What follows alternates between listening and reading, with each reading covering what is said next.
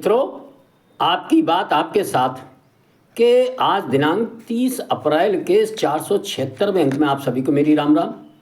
जैसा कि आपको जानकारी है, इस अंक का शीर्षक आंगनवाड़ियों में 65,000 भर्ती कमाल, 9 साल योगी जी का काम बेमिसाल। मित्रों, इसमें मैं इस संबंध में चर्चा करने से पहले मैं आपको जानकारी देना चाहता हूं कि अभी 30 मार्च लखनऊ के अंदर 69,000 आंगनवाड़ी कार्यकर्तियों को स्मार्टफोन वितरण कार्यक्रम में तथा 18,440 आंगनवाड़ी कार्यकर्तियों को नियुक्ति पत्र सौंपते समय 702 आंगनवाड़ी केंद्र बाल विकास परियोजनाओं के भवनों का लोकार्पण शिलान्यास कार्यक्रम करते हुए एक बहुत सुंदर जानकारी से हम सबको अवगत कराया था कि इसी वर्ष 50,000 से ऊपर लगभग 60,000 आंगनवाड़ी सहायिकाओं की भर्ती होगी और 5,000 आंगनवाड़ी कार्यकर्ताओं की गांव-गांव पर भर्ती की जाएगी। ये भर्ती प्रक्रिया शुरू हो चुकी है विभिन्न जिलों में।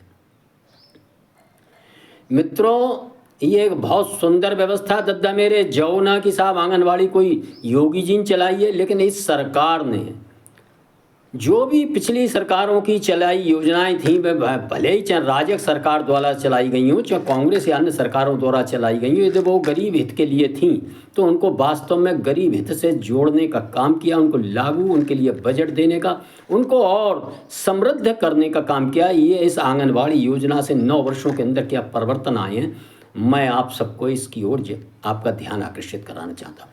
मित्रों, आप सब देखते होंगे सोशल मीडिया वन्य समाचार पत्रों में हमको केवल कुछ नकारात्मक बातों के बारे में नकारात्मकता फैलाने का एक माध्यम बनाने का जो काम किया जाता है, मैं आपको अपने इन अंकों के माध्यम से समाज, सरकार व अन्य स्थानीय स्तर से लेकर अंतर्राष्ट्रीय स्तर पर सकारात्मक चीज़ों की जानकारी देने का काम करता हूं, जिससे जब हम सकारात्मक रहेंगे, अच्छी चीज़ों की ओर ध्यान देंगे तो हमारे मन मस्तिष्क में फिर अच्छी चीज़ आएंगी, उनसे हम लाभ उठा सकते हैं।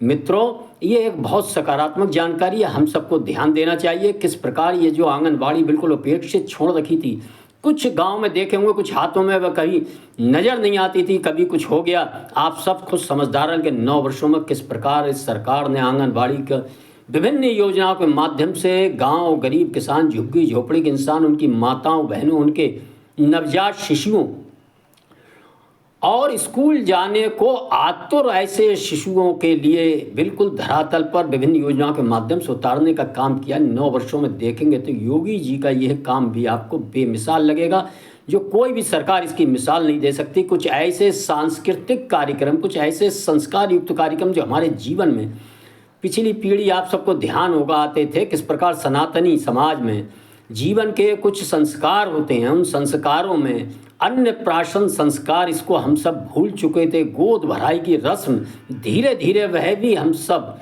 अपने जीवन में आधुनिकता की दौड़ में भूल चुके थे। वर्तमान सरकार ने 9 सालों में आंगनबाड़ी के माध्यम से इन दोनों संस्कारों को किस प्रकार नए बच्चों, नई पीढ़ी के सामने उभारने का काम किया, ये हम सबको ध्यान देना चाहिए। मित्रों, इस स्मार्टफोन के माध्यम से किस प्रकार सरकार आंगनवाड़ी के कामों की मॉनिटरिंग, डाटा व अन्य सब चीज़ों के लिए उपयोग करने जा रही है, ये भी हम सबको समझ में आना चाहिए मित्रों। और इसी क्रम में 28 लाख छात्रों को जो छात्रवृत्ति मिली है, इसके पहलू को भी हम सबको समझने में आना चाहिए।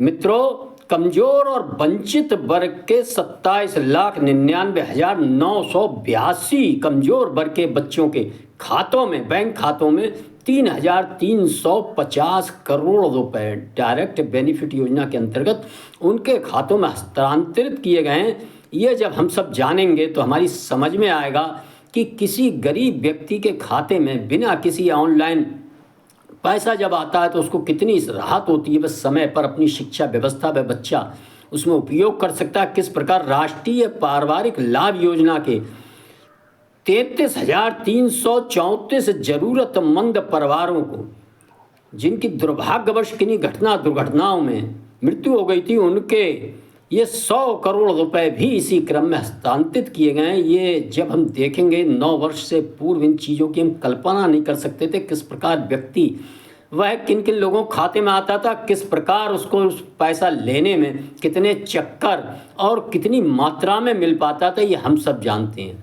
वर्तमान समय में सरकार ने यह सुंदर व्यवस्था की है कि वह उसके डायरेक्ट खाते में आता है। मित्रों, मेरा अनुरोध है कि हम सब खास तौर से 9 साल योगी जी का काम बेमिसाल में गांव में रहने वाले गरीबों, मजलूमों, मजदूरों, वंचितों, शोषितों, पीड़ितों वर्ग के लिए यदि कोई एक काम किया हम सबको जानकारी देना चाहिए, वह है उनकी सुधरती, उनके बच्चों के लिए सुधरती शिक्षा व्यवस्था।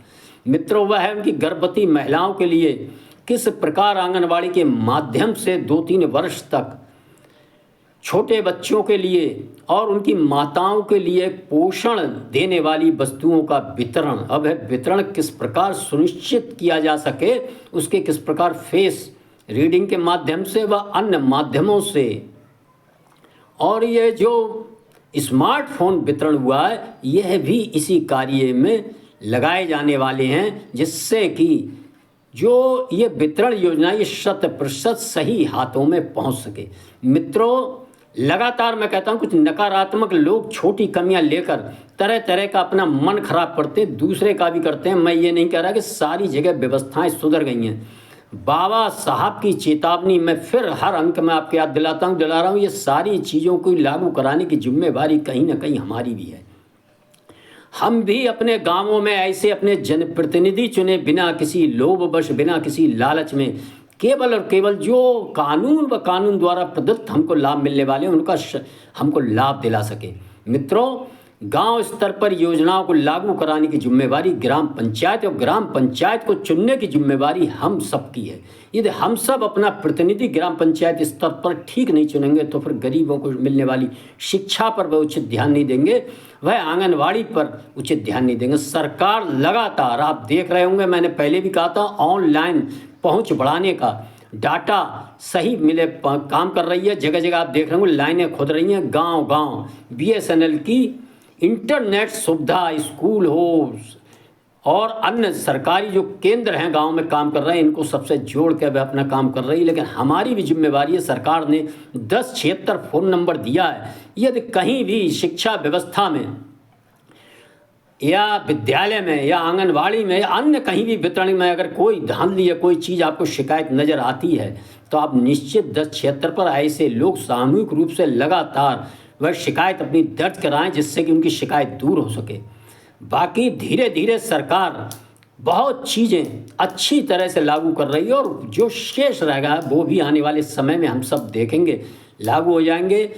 आंगनवाड़ियों में भर्तियां व इस प्रकार के हम देखेंगे हमारे बच्चे अब कैसे आंगनवाड़ी के माध्यम से विभिन्न संस्कारों अपनी शिक्षा के लिए जहाँ आंगनवाड़ी कार्यरत हैं। अपने अपने गांव स्तर पर हम जाकर एक बार ज़रूर नज़र डालेंगे तो हमको सबको बहुत अच्छा लगेगा। और 9 साल जो काम बेमिसाल हुआ उसकी एक झलक आपको देखना है तो अपने स्कूलों में ज़रूर जाएं। जिन स्कूलों में पहले सुना जाता था मास्टर साहब आता ही ना है, साहब 15 दिन ना आता, महीना ना आता, FG में लोग पढ़ा रहे हैं, किस प्रकार साहब उनको ड्रेस नहीं मिलती, किताबें नहीं मिलती समय पे, पैसे में आज कैसे डायरेक्ट बेनिफिट योजना के तहत उन बच्चों के अभिभावकों के खाते में वह सारा पैसा आ रहा। और जो अध्यापक कभी स्कूल की ओर आने में बड़ी समस्या रहती थी, आज वह अध्यापक किस प्रकार समय से आकर आपके बच्चों को शिक्षा दे रहे हैं। इसके लिए हम सबको भी जागरूक रहना पड़ेगा और अपने बच्चे की शिक्षा के स्तर के बारे में हम सब समय समय पर ध्यान रखेंगे। इसी आशा विश्वास के साथ मैं